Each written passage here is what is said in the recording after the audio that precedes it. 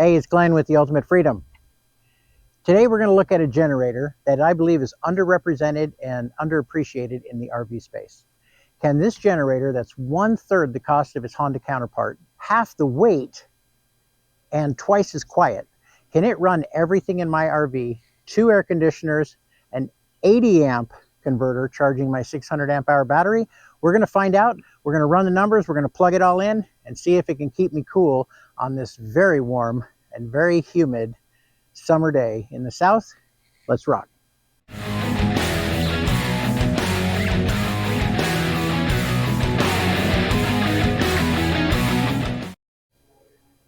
So what generator are we talking about?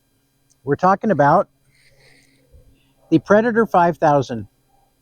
Now, I believe there's a reason that this incredibly quiet, incredibly powerful generator with many, many features, I believe there's a very simple reason why it's not represented at all in the RV space, and because you can't make any money on it. It's not on Amazon, so the affiliate links won't work there, and it's not in the YouTube affiliate sales. When you see earns commission underneath the video, it's not there. Since no YouTuber can make a dime on it, it never gets represented. I haven't seen it yet, and if you have, let me know. Drop a comment. But I'm here to save you money and give you the best bang for your buck while you're out there saving your family, having a place to live, or going RVing. And so this is the answer. Let's look at its features and let's see how much it can do. Okay, and pretty much everything you need to know is right here on the front. 3,900 running watts on gasoline. I run it on propane a lot, 3,600 running watts on propane. Okay, so now I'm doing both. I used to do only propane, now I'm doing both. It's just too convenient to have gasoline here, not haul this thing and fill it. 3.7 gallons will run 12 to 14 hours under load. That's amazing. That's just amazing. So in looking at this control panel, you have your on and off switch and your start button. You press it twice. ESC throttle, electric speed control throttle. This is your propane, where you hook up propane to run it. Your switch to go from propane to gas. Your readout that tells you how many watts you're using, how many hours you've run. It has USB ports, a USB-C and a standard USB port. All of these seal and they're watertight. This thing has been in the rain just like you see it, and not a problem. And I do cover it when it's outside long term. A 12-volt plug, okay, and it'll give 8 amps through that 12-volt plug. Your household plugs, and they are 20 amp. See that little sidebar there? They're 20 amp, not 15 amp. That makes a difference. Okay, and then this thing, again, if you seal these things correctly, they actually seal, and a 30 amp RV plug. It's not a twist lock generator plug. So you're all set for your RV right out of the gate. I have not started this unit today. I'm going to start it cold, and you're going to watch me do it, and we're going to see how it starts up. One push, it's on. Now typically on the second try, it'll fire up. It's pulling gas into the carburetor. And there he goes. Now I'm still talking to you right here. And this thing is running right here. It's amazing. It is the quietest capable generator. When I say capable, it'll spike up to 5,000 watts, which means it'll run my roof air without a soft start. And it'll run that 3,900 continuous watts. That's substantial. That's a lot. It has a remote, okay? You can start and stop this thing with the remote. Let's see if it'll do it.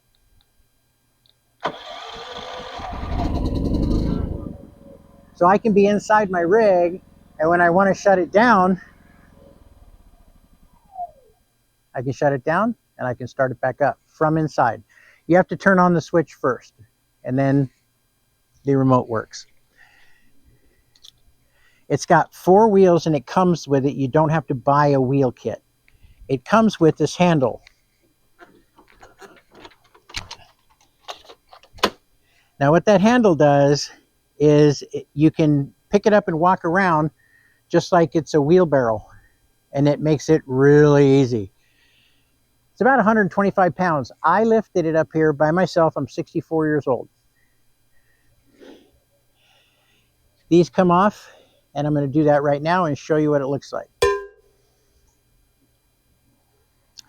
Here you got your air filter, carburetor, overhead valves. That's about it on this side. That's what you can get to. Let's look at the other side. Okay, that side's back together. Let's go around the other side.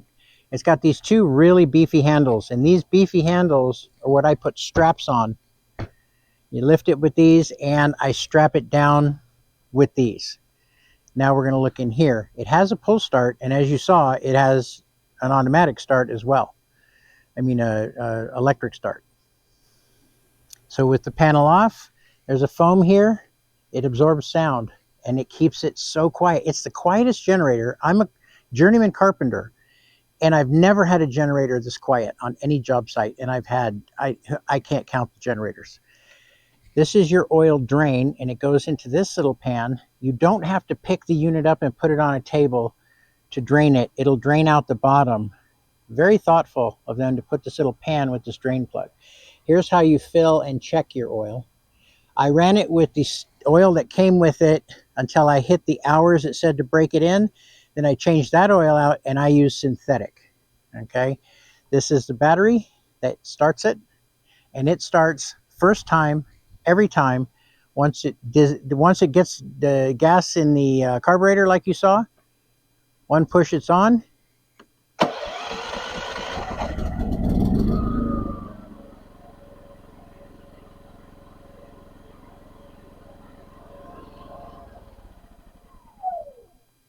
So I am super satisfied with this. I've had it for a couple of years. I have used it hard, and it's given me absolutely no issue. As I look around at the ratings and reviews on this, when I say this is the most affordable, capable, 5,000 watts peak, 3,900 continuous. That's a capable generator, and it'll run an RV. And so I see that the reviews, everybody that's got this thing, they really like it. Now, before we fire it up, a word of warning. That exhaust shoots out the hottest. It is super hot exhaust, and it shoots it out a good 3 feet. So make sure there's nothing within 3 foot or more of this, the exhaust in the direction. So I'm not going to run it in this direction. I never do that. I'm going to turn it to the direction that we're going to run it. So this is how it rides.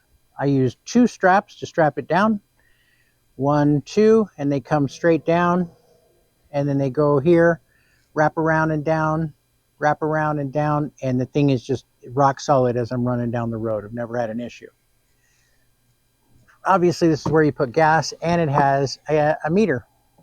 Tell you how much gas is in it. Now, because I don't run it every day, I'm not at my off-grid site, I put stable fuel stabilizer in the fuel. And then I ran it through so that the fuel stabilizer is in the carburetor, it's in the float bowl, and now I can last up to a year of this thing having gas in it and the gas not going bad. That's important. Modern gas goes bad in 3 months because we're putting ethanol in it. Don't get me started on that whole thing. So use stable if you've got a generator and you're not running it a lot. You're going to run it every 6 months to a year. Make sure you're stabilizing the fuel. So right now I'm running on shore power. Here's my 50 amp, here's my 30 amp, there's my 20 amp. So my mini split's running on the 30, my 30 amp RV is running on the 50 amp plug. I'm taking the 30 and the mini split and we're putting them on the generator. So to do exactly that, get them on the generator, I'm going to fire it up. I'm going to let it run while I go inside, shut off the AC, and turn on my converter. I've been using the battery on purpose so that when I plugged into this, it would have to run my refrigerator, my entertainment center, the whole 12 volt system, the converter, 80 amp converter that's charging the 600 amp hour battery, running the RV roof air, and running my mini split.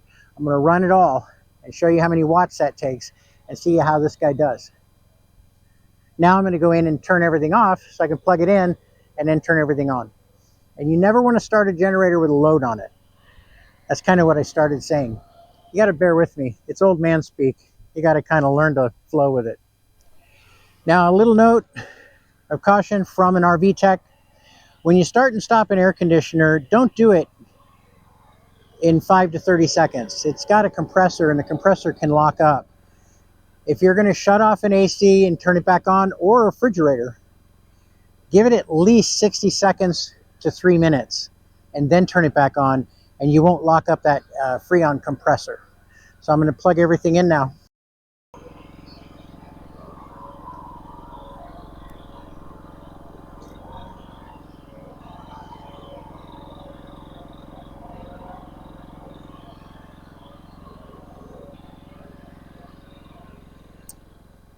Let's fire it up. So, hopefully you can see this. Okay, I've got this so you can see it. All right, that's how many hours I've run the generator. 69 hours. That's how long it's been on for this run. It's putting out 124 volts. It's pulling 0.5, 0.4 amps. And it's doing 55 watts.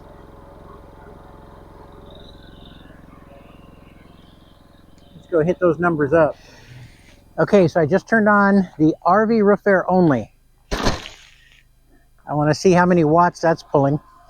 Then I'm going to turn on the 80 amp converter and the mini split, and we'll see how many watts that's pulling. Let's take a look at the watts.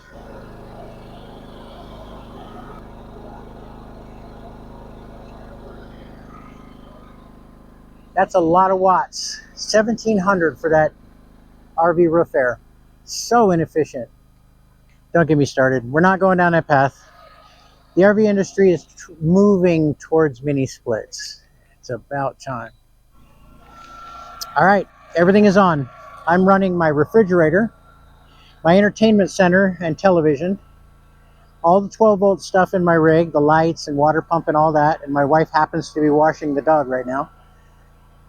I've got the RV roof air, the mini split, and my 80 amp converter all running at the same time. Let's see what we got.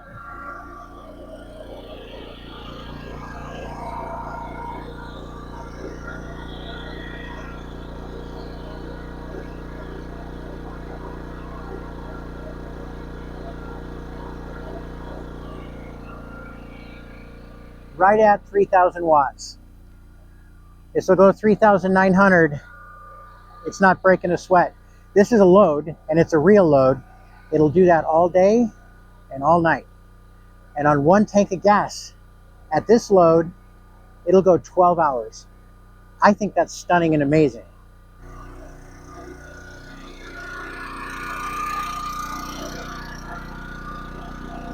There's the exhaust.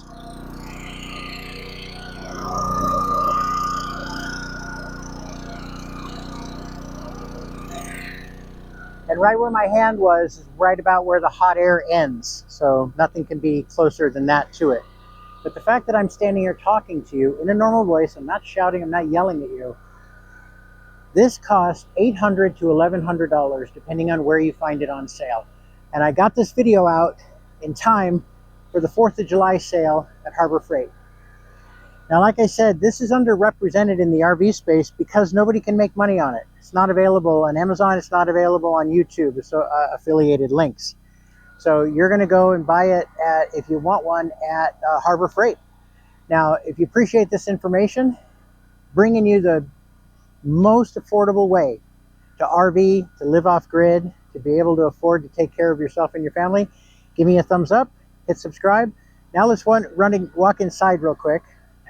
English is hard. And look at the things that I'm running right now on this generator. Inside my rig, nice and cool. It's 95 and humid out there.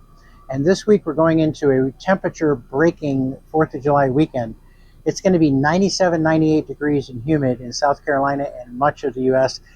On the 4th of July, be careful, hydrate, and make sure you have shade. If you're out in the sun all day, it's going to be a deal. It's going to be an issue. So I'm running my entertainment center, my Sony Entertainment Center, television, 5-speaker surround sound, residential fridge. That's running on batteries, my dog. Residential fridge, which I absolutely love. I am running the RV roof air. Of course, all the lights, water pump, all the 12-volt stuff. Down here is the 80 amp converter. I'm running the Vornado fan. And in the upper bedroom, I'm running the 12,000 BTU mini split. And all of that added up to the right at 3,000 watts. And so with my solar setup, I cannot run the roof air on my solar setup. It's not meant to do that. I can run my mini split on my solar setup and slowly fall behind, as many of you help me understand. Then I can run this generator. Right now I'm charging my battery with solar and 80 watts in the converter. So that's my backup plan for cloudy days and for just operational. When it's too hot and I want to run both airs, I can do it off grid. That's the whole point of this, is I'm getting myself set up to be able to completely survive off grid. So keeping it simple, which is something this old man has trouble doing. An underrepresented, overachieving, amazing generator that I just don't think will let you down. And if you own one, drop a comment, or if you know somebody that does. $800 to $1,100 for that. The Honda that's comparable to this is $3,000, and it's an open frame. And if you want their closed frame inverter like that, it's going to be $5,000. So we're talking a huge saving for the same functionality, lighter weight and quieter. So I think that's pretty amazing. Thanks for giving me a thumbs up. Thanks for subscribing. And as always, I'll see you in the next video.